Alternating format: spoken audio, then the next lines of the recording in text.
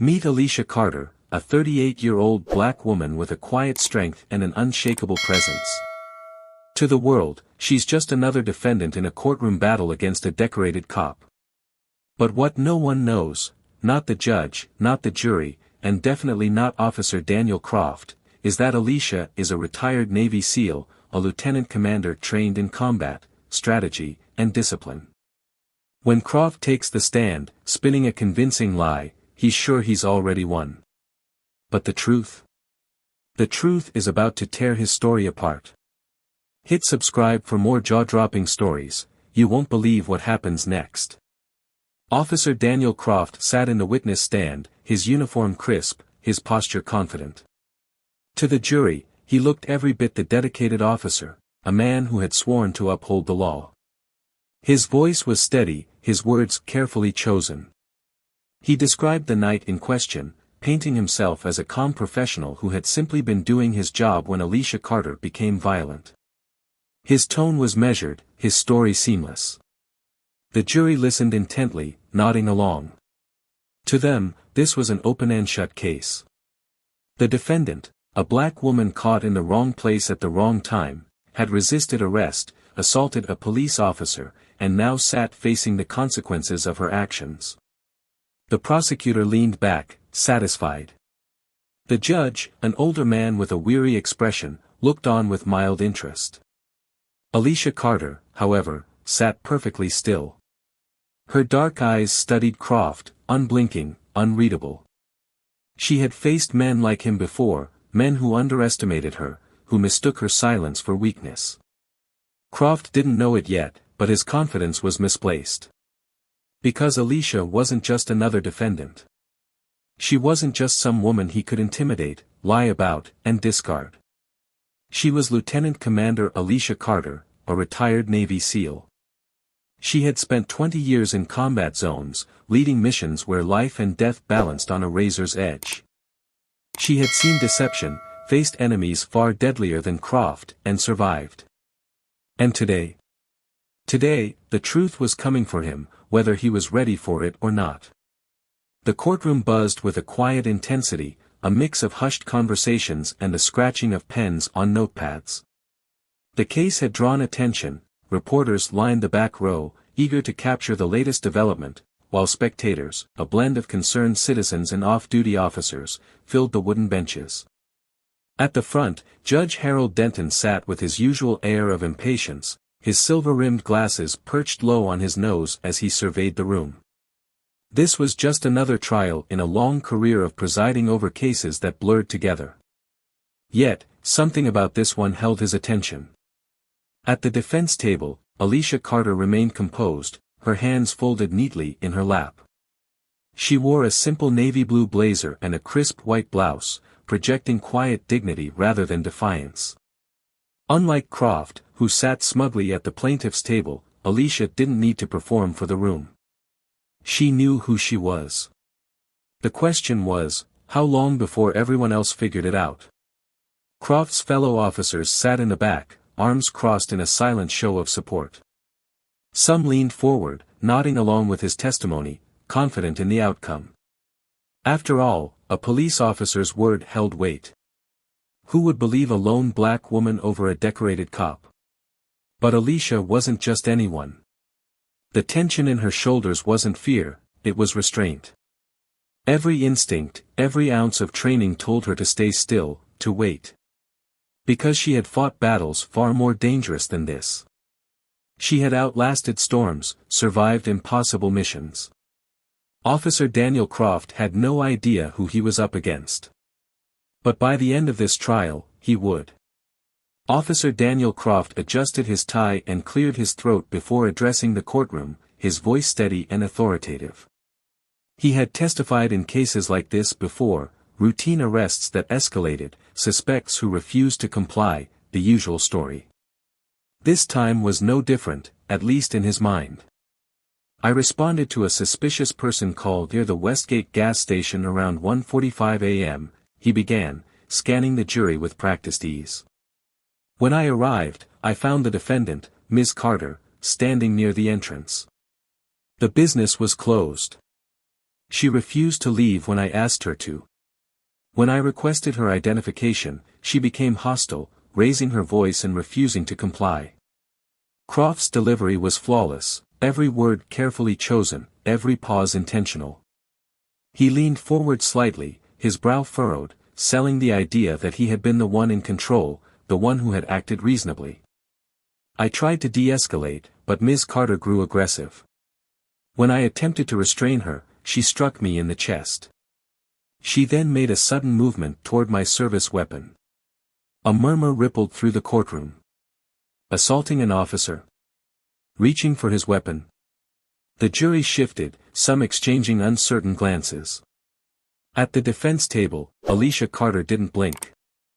She had spent years observing deception, interrogating prisoners, detecting lies under pressure. And she knew, with absolute certainty, that Daniel Croft was lying. What he didn't know was that he wasn't dealing with an ordinary woman. She had been trained to fight, to lead, to survive. And if he thought his version of the story would go unchallenged, he was about to learn just how wrong he was. Alicia Carter didn't move, didn't flinch, didn't even blink. While the rest of the courtroom reacted to Croft's testimony, she remained perfectly still, a skill honed through years of discipline. Stillness was power. It made people uneasy, made them second-guess what they thought they knew. And right now, Officer Croft was the one who should have been uneasy. She watched him carefully, noting every detail, the way his fingers drummed against the wooden stand, the slight tightening of his jaw whenever he made a bold claim. The flicker in his eyes when he mentioned his service weapon. He was too confident, too polished. It was a performance, and Alicia had seen better liars than him crack under pressure. She catalogued his movements, the way he squared his shoulders before delivering each, critical, part of his testimony. He was controlling the room, guiding the jury exactly where he wanted them to go. If she had to guess, Croft had done this before. Probably more times than anyone realized. But he had never gone up against someone like her. Alicia had spent years interrogating prisoners in high-stakes situations, where a single misread movement could be the difference between life and death. She had learned to recognize deception, not just in words, but in body language, micro-expressions, and subconscious tells. Right now, Croft's body language screamed insecurity. He thought he was in control, but he had already lost it. The prosecutor glanced at Alicia, expecting some reaction, shock, fear, even anger. But she gave him nothing. Because Alicia Carter didn't react. She waited. And when the time was right, she would destroy his lies with the truth. The air in the courtroom felt heavier as Judge Harold Denton leaned forward, rubbing his temples as if already exhausted by the proceedings. At 63, he had presided over more cases than he could count, yet this one held a different weight. Something about it felt off. But, as always, he kept his thoughts to himself. At the defense table, Marcus Bell, Alicia Carter's attorney, flipped through his notes, his fingers slightly trembling. 32 years old, fresh out of law school, and sitting across from a seasoned prosecutor who had won more cases than Marcus had tried, he knew the odds weren't in his favor. He could feel the weight of expectation, doubt, and quiet condescension pressing down on him. He wasn't just defending Alicia Carter, he was proving himself. But she wasn't nervous. Alicia sat with perfect posture, her hands folded neatly in her lap. The courtroom lights reflected off the polished brass of her wristwatch, a military-issued piece she had worn for years. It wasn't just for timekeeping. It was a reminder, of missions completed, obstacles overcome, battles won. Marcus glanced at her, hoping for some reassurance. She didn't look at him, but she spoke just loud enough for him to hear. Stay calm. Focus on the facts. Her voice was measured, steady, unshaken. It wasn't just advice. It was an order. Marcus exhaled slowly, nodding. He had one job, to show the jury what he already knew, that Alicia Carter wasn't guilty of anything. And if he played this right, Officer Daniel Croft would regret every single lie he had told. The courtroom hushed as Alicia Carter rose from her seat. There was no hesitation in her movements, each step deliberate, each breath measured. She had walked into war zones with less tension than this room held now, but that was the thing about combat. It wasn't always fought on battlefields. Sometimes, the enemy wore a badge and sat behind a witness stand. As she approached, the jury shifted, their eyes following her. Even Judge Denton, who had remained indifferent for most of the proceedings, leaned forward slightly, intrigued. The prosecutor, a middle-aged man with a smug expression, watched her with thinly veiled amusement, as if he had already won. "Ms. Carter," he began, his tone carrying just the right amount of condescension, "can you explain your actions on the night in question?" Alicia took her seat, adjusted the microphone, and met his gaze without flinching. "I can. But first, let me clarify something. Officer Croft's testimony isn't just inaccurate. It's a lie." A sharp intake of breath rippled through the spectators. The prosecutor's smirk faltered for half a second before he recovered. "That's quite the accusation," he said smoothly. "Do you have any proof?" Alicia tilted her head slightly, her voice steady. "The truth has a way of making itself known. You'll see soon enough." For the first time, the prosecutor hesitated. He had underestimated her. He wouldn't make that mistake again. But it didn't matter. Because by the time this trial was over, Officer Croft would wish he had never crossed paths with Alicia Carter. Alicia Carter rested her hands lightly on the edge of the witness stand, her posture unwavering, controlled. Every move she made was intentional, every breath steady. She had been trained for moments like this, not just to fight, but to observe, to anticipate. And right now, every eye in the courtroom was locked onto her. The prosecutor adjusted his tie, regaining his composure. "Let's go back to that night," he said, his voice sharp. "You claim Officer Croft's version of events is false. Why don't you tell us your version?" Alicia nodded, her voice even. "I was driving home after dinner with a friend. I stopped at the Westgate gas station to check my GPS before heading onto the freeway. That's when Officer Croft pulled up behind me, blocking my car with his patrol vehicle." A few jurors frowned. Croft never mentioned that. "And what happened next?" the prosecutor asked. "He approached with his flashlight in my face and demanded my ID. And did you provide it?" Alicia's jaw tightened slightly. "I asked him why he needed it. I wasn't loitering. I wasn't trespassing. I wasn't breaking any laws. So I asked a simple question, am I being detained?" The prosecutor's smile thinned. "And that's when you became aggressive?" Alicia's expression didn't change. "No. That's when he grabbed my arm." A murmur swept through the spectators. For the first time, Officer Croft shifted in his seat. Because he knew what was coming next. And the truth? The truth was about to destroy him. The courtroom held its breath as Alicia Carter continued, her voice calm but unshakable. "When he grabbed my arm, I told him I didn't consent to being touched." She paused, letting the words settle. "He ignored me." He tightened his grip and said, she glanced at the jury, her dark eyes unwavering, "Women like you need to learn when to shut up." A sharp gasp rippled through the room. A few jurors exchanged uneasy glances. The prosecutor stiffened, adjusting his stance. "That's a serious accusation, Ms. Carter. Do you have any proof?" Alicia didn't blink. "No, because the body camera he was wearing conveniently malfunctioned. The tension snapped like a wire pulled too tight." Every head turned toward Officer Croft, whose jaw clenched, his fingers twitching against the table. Judge Denton rubbed his temples, exhaling through his nose. "Ms. Carter, do you have anything to support this claim?" Marcus Bell, Alicia's attorney, rose slowly, his hands steady. "Your Honor, the defense would like to submit new evidence." The prosecutor scoffed. "This is highly irregular." "Sit down," Judge Denton interrupted. Let's see it. The screen flickered to life. The courtroom leaned forward, transfixed as the grainy cell phone video played. Croft's voice, "Don't make this harder than it needs to be." Alicia's voice, clear, steady, "I'm not resisting. Let go of my arm." Then, Croft's fatal mistake. His voice, dripping with arrogance, "Women like you don't get to question me." The courtroom exploded. Croft's face drained of color.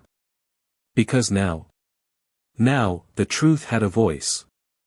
The courtroom erupted in gasps, murmurs spreading like wildfire. The words from the video evidence still hung in the air, impossible to ignore. "Women like you don't get to question me." Officer Croft stared at the screen, his once confident smirk gone. His hands gripped the table, his face pale. He had been so sure of himself, so sure no one would question him. But now, the jury wasn't just questioning him. They were seeing him for what he really was. Judge Denton banged his gavel 3 times. "Order in the court." The prosecutor stood stiffly, his earlier confidence shaken. "Your Honor, this doesn't change the fact that Ms. Carter resisted arrest." Alicia tilted her head slightly, her voice steady. "I didn't resist. I asked a question. And for that, I was thrown against a patrol car, handcuffed, and humiliated." The jury members shifted in their seats. Some frowned. Others looked directly at Croft, their expressions hardening. Marcus Bell walked slowly toward the witness stand, his voice deliberate. "Ms. Carter, the prosecution has painted you as an ordinary civilian who suddenly became aggressive. Is there more to your story that the court should know?" Alicia folded her hands in her lap, her gaze sweeping the room before settling on Croft. "Yes," she said, her voice carrying the weight of years of service. "There's a lot more." She let the silence stretch, let the anticipation build. Then she straightened her back, her next words shattering the tension in the room. "I am Lieutenant Commander Alicia Carter. Retired Navy SEAL." The courtroom fell silent. Even Judge Denton's gavel remained frozen in midair. The silence was deafening. For a moment, it seemed as if the entire courtroom had stopped breathing. The weight of Alicia Carter's words hung in the air, settling over every person in the room. Officer Croft's face drained of color. His jaw tightened, his hands gripping the edge of the table so hard his knuckles turned white. He had underestimated her, badly. The jury exchanged stunned glances. A few sat back, their previous doubts shattered. Even Judge Denton, usually composed, shifted in his chair, his brow furrowed as if re-evaluating everything he had heard so far. Marcus Bell stepped forward, his voice calm but charged with purpose. "Lieutenant Commander Carter, can you explain to the jury what your training entailed?" Alicia nodded once. "For 20 years, I served in the United States Navy, leading missions in combat zones. I was trained to handle high-pressure situations, to de-escalate conflicts, and to recognize real threats." Her eyes locked onto Croft, unwavering. "Officer Croft was never a threat to my safety. But he was a threat to my dignity. And I refuse to let him strip me of that." A sharp murmur rippled through the spectators. Croft shifted uncomfortably, his once arrogant demeanor crumbling. Marcus let the moment sink in before turning to the jury. "Ladies and gentlemen, you now know who my client is. The only question left is, who is Officer Croft?" The tension snapped like a live wire. Because now, the real trial had begun. The jury's decision was swift. When they returned, the tension in the courtroom was so thick it felt like the entire room was holding its breath. Alicia Carter stood tall, her hands steady at her sides, her expression unreadable. Across the room, Officer Croft sat frozen, his earlier arrogance completely shattered. The forewoman cleared her throat. "In the case of the state versus Alicia Carter, we find the defendant not guilty on all charges." A wave of emotion rippled through the courtroom, gasps, whispers, even quiet applause from the spectators who had seen the truth unfold. But then, the forewoman continued. Furthermore, we, the jury, strongly recommend a full investigation into Officer Daniel Croft's conduct. Judge Denton's face darkened. He turned to Croft. Officer Croft, based on the evidence presented today, I suggest you retain counsel. This matter is far from over. Weeks later, Croft was dismissed from the force and faced criminal charges for perjury and misconduct. His fellow officers, once unwavering in their support, distanced themselves as more of his abuses came to light. As for Alicia, she didn't celebrate. She didn't gloat. She walked out of that courtroom with the same quiet strength she carried in. Because for her, this wasn't about revenge. It was about justice. She became a voice for those who had been silenced, targeted, and wrongfully accused. And though she had left the battlefield years ago, she knew one thing for certain: the fight for truth is never over. And she would always be ready for battle. This story isn't just about one woman's victory, it's a reminder that standing up for what's right can change everything. The power of truth and standing your ground. In life, there will always be people who abuse power, who assume their authority makes them untouchable. They manipulate, deceive, and believe their lies will go unchallenged. But if this story teaches us anything, it's that the truth always finds a way to rise, even when the odds seem impossible. Alicia Carter didn't just fight for herself, she fought for something bigger: justice, dignity, and accountability. She could have remained silent, taken the easy route, but she chose to stand her ground. We all face moments where we are underestimated, where others assume we are weak. It could be in the workplace, in personal relationships, or in moments of injustice we witness. In those moments, we have two choices: stay silent and let the lie win, or stand tall and fight for what is right. Courage isn't just about physical strength, it's about integrity, resilience, and the will to hold others accountable. Not everyone has a courtroom battle, but we all have our own fights for fairness, respect, and truth. And like Alicia, we must remember, the strongest weapon against injustice is the truth, and the most dangerous opponent is the one who refuses to back down. So, when the time comes, will you stand up, or will you let the lie win? If this story inspired you, hit subscribe to X Daily Stories, because we have more powerful stories coming soon. Don't miss the next one.